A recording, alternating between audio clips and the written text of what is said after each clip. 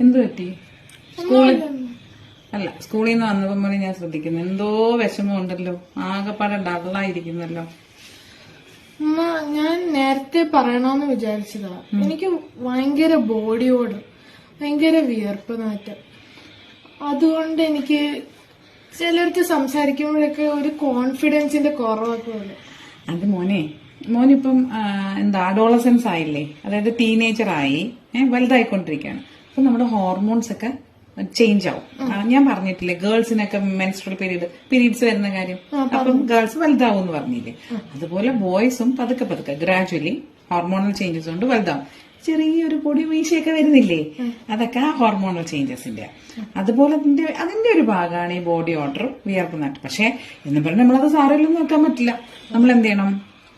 നമ്മള് neat and clean ആയിട്ട് വെക്കണം ബോഡി. അപ്പൊ നമ്മൾ പ്രധാനമായും 2 നേരം കുളിക്കുക.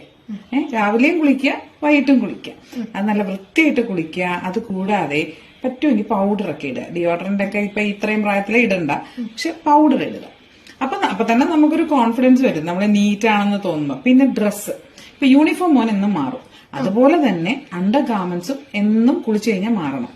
കുളിച്ചു കഴിഞ്ഞാൽ അണ്ടർ ഗാർമെന്റ്സ് മാറുമ്പോൾ അതെടുത്ത് ഇങ്ങനെ കൂട്ടി നമ്മൾ ഈ ഷർട്ടൊക്കെ വെക്കുന്ന പോലെ അല്ലെങ്കിൽ എന്തെങ്കിലും വെക്കുന്ന പോലെ വാഷിംഗ് മെഷീൻ ഇടാൻ വെക്കരുത്. അണ്ടർ ഗാർമെന്റ്സ് അപ്പൊ കഴുകി അങ്ങ് വിരിച്ചേക്കണം. മോന്റെ പിന്നെ കുളിക്കുന്ന ബക്കറ്റിലോട്ട് ഇട്ട് ഇച്ചിരി സോപ്പിട്ട് ബനിയനും അണ്ടർവെയറും ഒന്ന് കൈവച്ച് കഴുകിയിട്ട് അവിടെ തന്നെ വിരിക്കുകയോ അല്ലെങ്കിൽ പുറത്ത് ആ ബാൽക്കണിയിലോട്ട് ഇറങ്ങി വിരിക്കാമല്ലോ, ആ ബാൽക്കണിയിലോട്ട് ഇറങ്ങി വിരിക്കുകയോ അങ്ങനെ വല്ലതും ചെയ്യണം. അപ്പം നമ്മൾ കുറച്ചും കൂടെ നീറ്റ് ആയിരിക്കും, ഇങ്ങനെ മുഷിഞ്ഞ് അവിഞ്ഞിരിക്കില്ല.